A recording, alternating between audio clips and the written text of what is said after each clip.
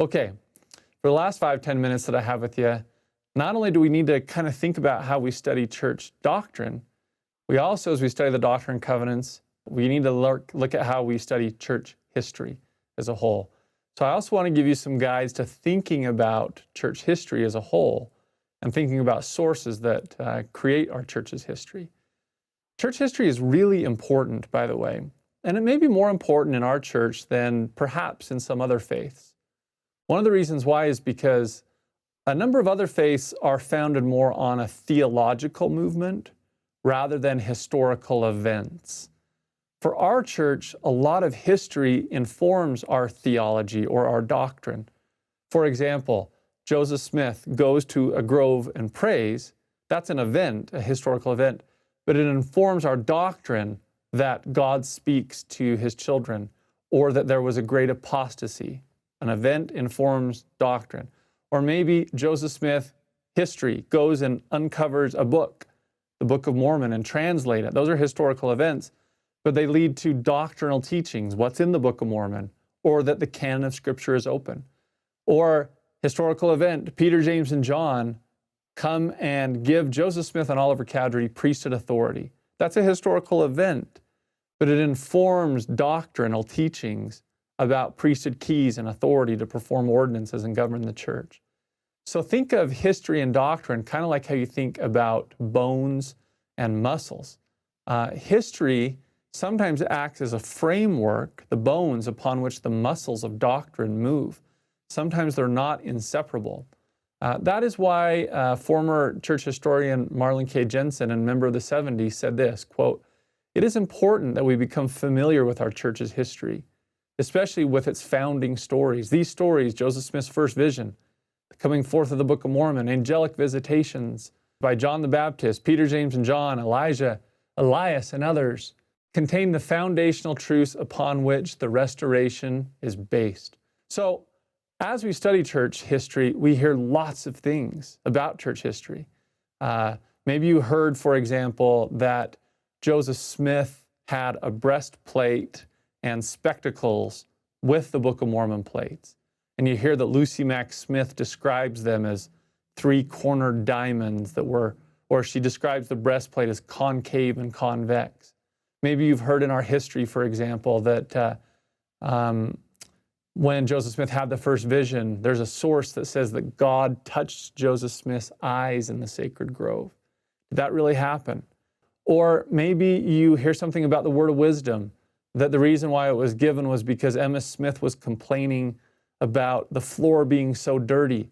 Or maybe you heard something about Joseph Smith's practice of plural marriage. We hear these things all the time. Think about how many times you hear, I heard that Joseph Smith blank, I heard that Brigham Young blank, or I heard that in our church's history this. Well, my question is, are all those historical claims to be believed? Are they all to be relied upon? And if they're not, what are some ways to think about whether we do or don't support a historical claim about the church? So I want to give you 5 things that I've gleaned from wonderful historians that I've been able to associate with. These 5 are this. Number 1, is it a primary account? A primary account means it was produced by somebody who was actually there. They are a participant in the event. They saw it, they experienced it, they heard it. That's different than a second or third-hand account where they're trying to say, I heard Joseph Smith say, I heard, and then they're passing that on. That becomes a second or third hand. And you guys know, anytime we start to move down the telephone line, facts get omitted. It gets reinterpreted through people's different perspectives and lenses. Second question is, what's its relationship with other sources? So say you have a historical claim, do we have other sources that seem to say the same thing? Kind of like church doctrine.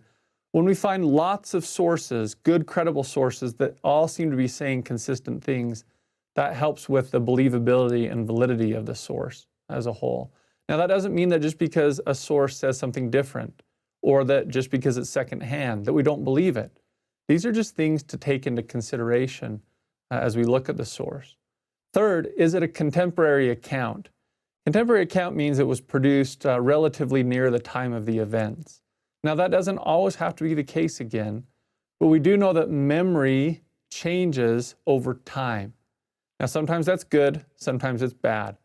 One of the reasons why memory affects the validity of a source is because if somebody wrote down in their journal that day what happened, that is probably more credible for the details of the event rather than if they were thinking about the event 30 or 40 years later and trying to rehearse it.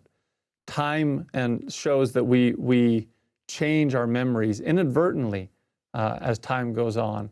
However, one of the benefits sometimes is that after time has gone on, sometimes we can see the past a little bit more clearly. Fourth, does it seek an objective perspective? Now, I want to be clear here. There is no such thing as objective history. History is created. It's created by those who record it through their lens, those who interpret it through their lens, and by those who consume it through their lens. There is no such thing as being purely objective. What we're trying to do is figure out why it's being interpreted that way. And we're looking at things like, is this being really heavy-handed or not with the source? So look for trigger words. Look, do they conveniently omit certain details and facts? Look for spin where they're trying to manipulate the idea or the reader as a whole.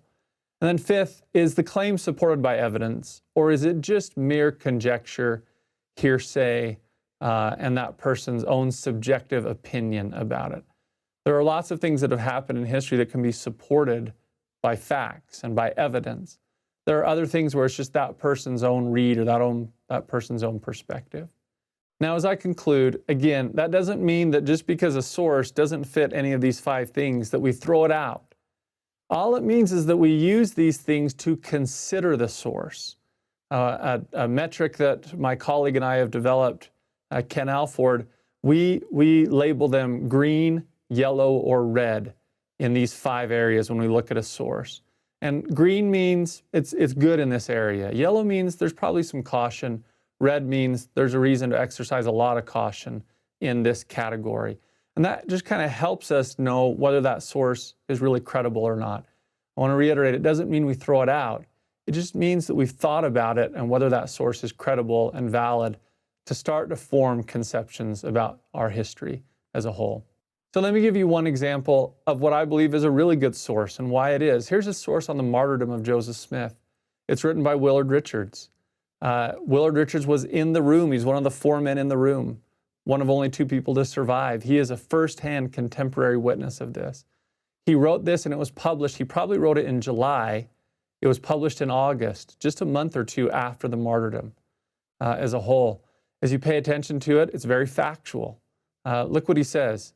After the shooting starts and Hiram was hit, he records Joseph as saying, "Oh, dear brother Hiram," and opening the door 2 or 3 inches with his left hand, discharged 1 barrel of a 6-shooter pistol at random in the entry. Joseph continued snapping his revolver round the casing of the door into the space as before, 3 barrels of which missed fire, while Mr. Taylor with a walking stick stood by his side and knocked down the bayonets and muskets, which were constantly discharged through the doorway. When the revolver failed, we had no more firearms, and expecting an immediate rush of the mob, and the doorway full of muskets halfway into the room, and no hope but instant death from within, Mr. Taylor rushed into the window, and he was shot, the force of which ball threw him back onto the floor, and he rolled under the bed.